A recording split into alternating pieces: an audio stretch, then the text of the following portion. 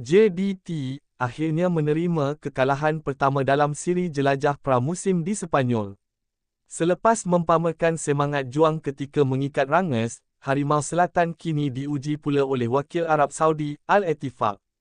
Walaupun tewas, persembahan JDT tetap mencuri perhatian apabila bangkit memberi tentangan sengit pada penghujung aksi. Bagaimanakah sebenarnya perjalanan perlawanan ini?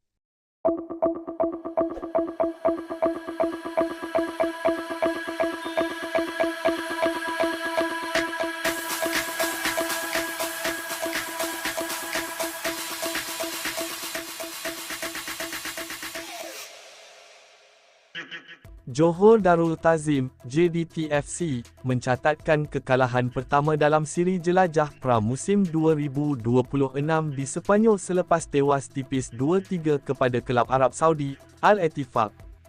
Perlawanan ini menjadi medan penting buat skuad kendalian Xisco Munoz untuk menguji tahap kesiapsiagaan pasukan menjelang musim baharu.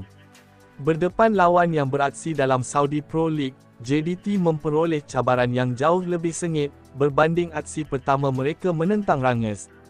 Pada babak pertama, kedua-dua pasukan mempamerkan corak permainan yang berhati-hati. JDT cuba menguasai penguasaan bola sambil membina serangan dari bawah, menerusi hantaran pendek yang menjadi identiti mereka. Al-Ettifaq pula lebih banyak menunggu peluang melakukan serangan balas pantas. Barisan pertahanan JDT tampil cukup berdisiplin sepanjang 45 minit pertama. Beberapa percubaan Al-Ettifaq berjaya dipatahkan hasil kerjasama mantap antara pemain pertahanan dan penjaga gol. Walaupun kedua-dua pasukan mencipta beberapa peluang, tiada jaringan berjaya dihasilkan sehingga tamat separuh masa pertama. Memasuki babak kedua, rentak permainan berubah sama sekali. Al-Ettifaq tampil lebih agresif dan berjaya memecahkan kebuntuan pada minit ke-50. Gol tersebut menaikkan keyakinan wakil Arab Saudi itu, yang terus memberi tekanan kepada pertahanan JDT. Hanya beberapa minit kemudian, Al-Ettifaq menggandakan kelebihan menerusi jaringan pada minit ke-64, sebelum menambah satu lagi gol seminit kemudian bagi meletakkan mereka selesa mendahului 3-0. Tempoh sekitar 15 minit itu menjadi detik paling sukar buat Harimau Selatan, apabila benteng pertahanan mereka ditembusi 3 kali. Namun, apa yang menarik perhatian ialah semangat juang pemain-pemain JDT yang tidak pernah mengalah. Walaupun ketinggalan 3 gol, mereka terus melancarkan serangan demi serangan untuk mencari jaringan. Usaha tersebut akhirnya membuahkan hasil apabila penyerang Iran, Shahab Zahedi, berjaya menjaringkan gol pertama JDT sekaligus menghidupkan semula harapan pasukan. Jaringan Shahab membakar semangat rakan sepasukan untuk terus mengasak kubu Al-Ettifaq. Tidak lama kemudian, mesin gol JDT, Bergson da Silva, pula menemui sentuhan penyudah untuk merapatkan kedudukan kepada 2-3. Gol Bergson sekali lagi membuktikan naluri penyudah tajam yang dimiliki penyerang kelahiran Brazil itu. Pada baki masa perlawanan, JDT terus berusaha mencari gol penyamaan. Mereka meningkatkan tempoh permainan dan memaksa Al-Ettifaq bertahan dengan lebih dalam. Bagaimanapun, masa tidak memihak kepada juara Liga Super Malaysia itu, apabila whistle penamat dibunyikan dengan keputusan kekal 3-2 memihak kepada Al-Ettifaq. Walaupun tewas, terdapat banyak perkara positif yang boleh diambil oleh JDT. Perlawanan pramusim bukan sekadar mengejar kemenangan, sebaliknya menjadi platform terbaik untuk meningkatkan kecergasan pemain, menguji kombinasi baharu serta memberi peluang kepada pemain menyesuaikan diri dengan taktikal jurulatih. Berdepan kelab yang beraksi dalam liga yang semakin kompetitif seperti Saudi Pro League, memberikan pengalaman cukup berharga buat skuad Harimau Selatan. Kebangkitan JDT selepas ketinggalan 3 gol juga menunjukkan mentaliti pasukan yang tidak mudah mengalah.